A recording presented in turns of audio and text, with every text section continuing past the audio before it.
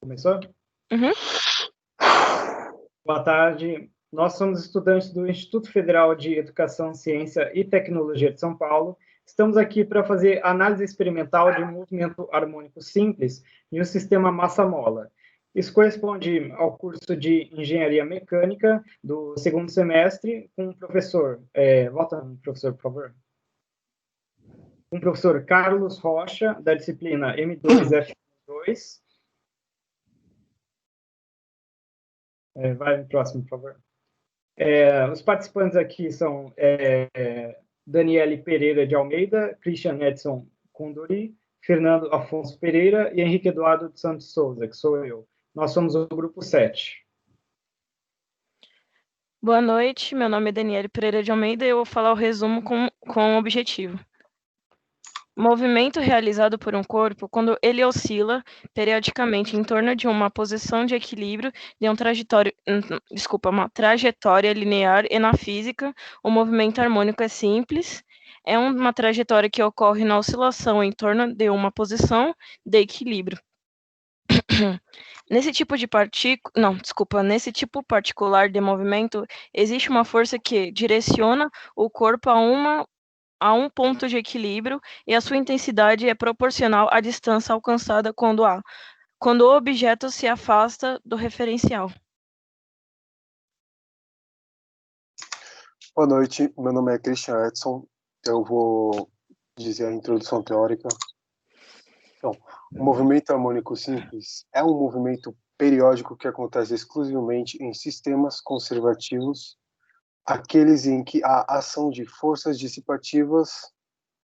No movimento harmônico simples, uma força restauradora atua sobre o corpo de modo a fazê-lo voltar sempre a uma posição de equilíbrio. A descrição de MHS é feita com base nas grandezas, frequências e períodos, por meio de funções horárias do movimento. A amplitude corresponde à distância entre a posição de equilíbrio e a posição ocupada ao afastar o corpo. O período é o intervalo de tempo em que o evento de oscilação se complete. Ela é calculada através da forma de T sobre 2π, raiz da massa sobre constante. A energia no movimento harmônico simples está associada com energia cinética e energia potencial. A energia cinética é referente à posição da partícula, sendo calculada por energia cinética igual a massa versus a velocidade ao quadrado sobre 2. A energia potencial é referente à velocidade atingida pela partícula durante o movimento. Como é do tipo de elástica, a energia é calculada pela energia potencial igual a constante vezes x ao quadrado sobre 2. A soma das duas energias resulta na energia mecânica, que é energia mecânica igual a energia cinética mais energia potencial. Vale lembrar que no movimento harmônico simples, a energia cinética potencial varia, pois depende de posições e de velocidade. Entretanto, a energia mecânica é constante, supondo que não existem forças dissipativas no movimento harmônico simples. Todo movimento harmônico simples acontece quando uma força impele um corpo em movimento a voltar para uma posição de equilíbrio. Alguns exemplos de MHS são o pêndulo simples e o oscilador da massa-mola. Em movimento harmônico simples, a energia mecânica do corpo é sempre mantida constante, mas suas energias cinética e potencial intercambiam-se quando a energia cinética é máxima. A energia potencial é mínima, e vice-versa. Está aí um exemplo na imagem mostrando um exemplo de MHS. Pode passar, Dani. Já a frequência do movimento pode se calcular pelo inverso do período, e por isso a fórmula é 1 sobre 2π versus G sobre L. Então, vou continuar com a apresentação falando sobre o procedimento experimental. Então, primeiramente, eu vou falar os materiais que foram utilizados, que é uma régua de 100 centímetros, uma mola, um peso de chumbo de 0,445 kg, uma balança com precisão de 0,01 kg. E foram usados um peso de 500 gramas, um peso de 200 e 3 pesos de 100 gramas. Pode passar. Então, primeiramente, o passo 1 foi posicionado no aparato a mola e a régua, assim para poder calibrar a mola, colocando um peso para obter o X. Assim, repetindo o procedimento para 6 massas diferentes, para poder montar um gráfico, colocá-la no software do Origin, para poder pegar a força elástica do X. Passo 2, para a primeira estimativa de T. Foi pesado um peso de chumbo para obter um cálculo teórico. Com o valor da massa, foi utilizada a fórmula do período e da incerteza do período. Assim, tentando provar a primeira estimativa de T.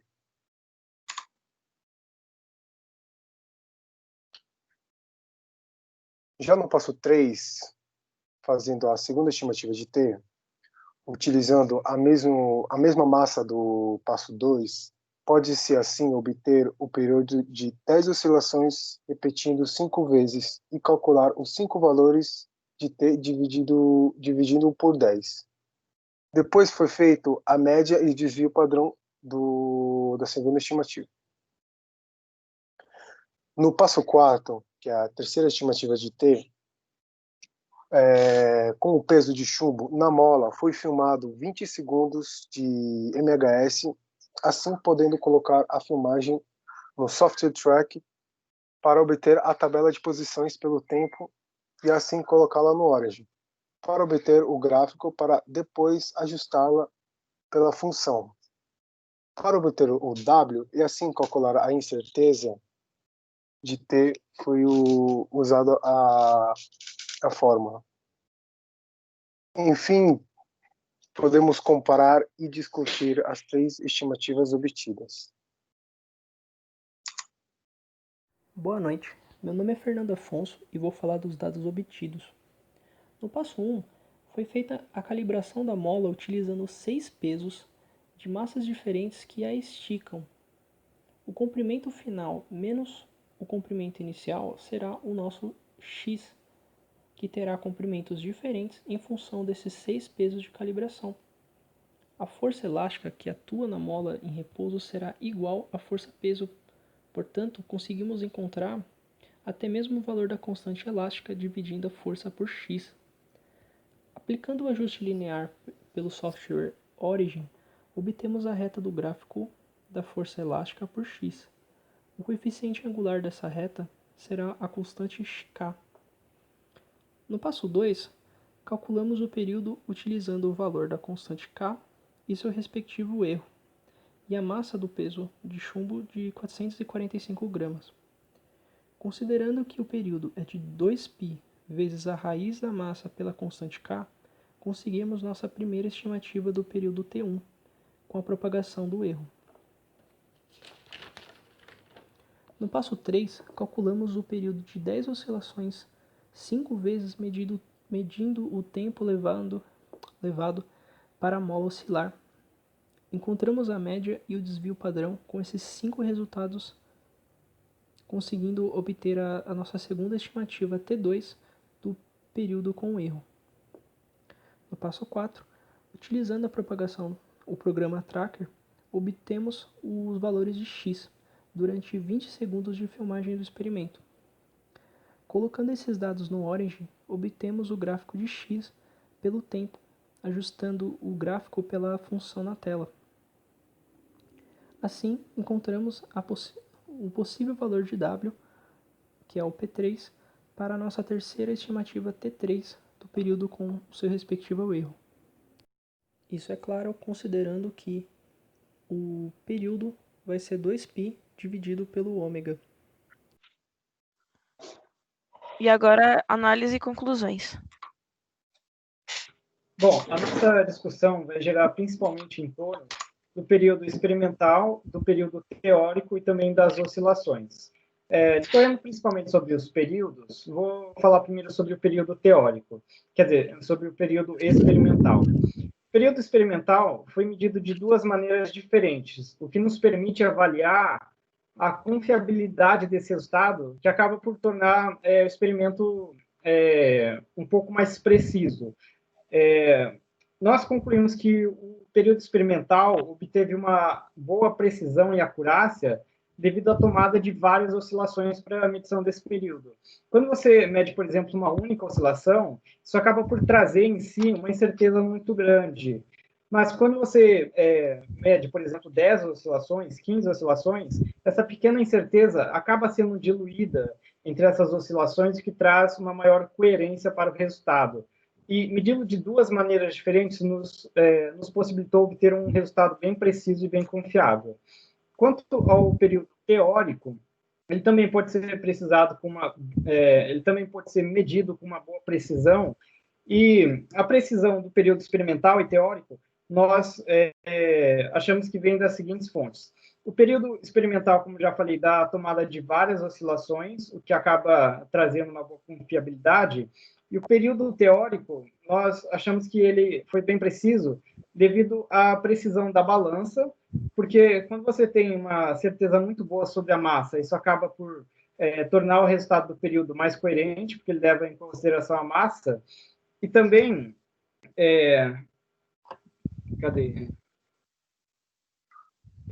principalmente devido à precisão da massa, que nós temos uma boa coerência para o período teórico. Agora, sobre a diferença do período teórico e experimental. Os dois obtiveram valores muito próximos, foram realmente assim valores com uma incerteza bem pequena. Os dois estavam realmente muito próximos. E nós associamos essa proximidade, essa diferença, a dois fatores principais. O primeiro é a massa da mola. Nos cálculos do período teórico, nós assumimos que seria uma mola ideal. No entanto, as molas reais possuem massa e também dissipam parte da energia no calor. Então, os dois principais fatores que acabam por trazer essa diferença são a massa da mola, que possui uma ordem de grandeza, dos maçores que nós utilizamos, e também a dissipação de energia. Para tentando avaliar a dissipação de energia no movimento harmônico simples estudado, nós tentamos pegar as amplitudes e, a partir delas, calcular a energia mecânica e, a partir disso, nós poderíamos avaliar se está sendo dissipada muita ou pouca energia. No entanto, a baixa qualidade do vídeo impediu que nós pudéssemos fazer essa análise de maneira razoavelmente precisa. Se ele fosse continuado por exemplo, um pouco mais de 30 segundos ou 40 segundos, nós já teríamos um efeito maior das forças dissipativas que poderia ser facilmente medido. O gráfico em posição, em função do tempo, acabou também sendo prejudicado pelo fato da câmera não estar fixa, acabou promovendo uma descontinuidade no gráfico. No entanto, apesar da gente não poder fazer uma análise tão precisa sobre isso, as amplitudes permaneceram praticamente inalteradas, elas permaneceram bem próximas umas das outras, o que nos leva a concluir que a dissipação de energia foi mínima. O que mais ocorreu realmente foi a influência da massa da mola. E essa é basicamente o que nós concluímos, que os períodos experimentais e teóricos foram realmente medidos de maneira bem precisa, mas acabou que não pudemos avaliar tanto a influência das forças dissipativas.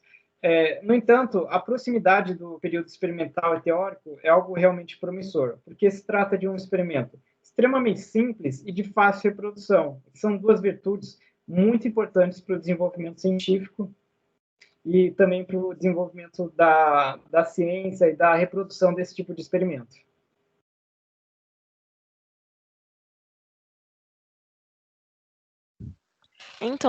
Então estamos finalizando, e agora eu vou falar a conclusão. Concluímos que o movimento harmônico simples torna-se relevante no estudo das oscilações, das ondas e do movimento periódico de uma velocidade e aceleração variável, gerado por uma força de tipo elástica. Viu-se que o período não depende de amplitude ou da oscilação, mas sim da sua massa m do ponto material e da constante elástica K. A relação da energia potencial como componente da energia do movimento harmônico simples associa-se à velocidade do ponto material, associação à posição do x e do ponto material, e essa análise nos ajudou a compreender o significado da grandeza, que é a dominação através chegamos às equações cinéticas do MHS, no geral foi comprovado que os conhecimentos obtidos através da pesquisa e do experimento, a incerteza dos valores obtidos nascimento deu pelas condições externas ambientes que influíram e significado na hora da medição. E aqui a referência, usamos esses sites para fazer a nossa pesquisa. E aqui finalizamos a nossa apresentação. Muito obrigado, professores, e tenham uma boa semana.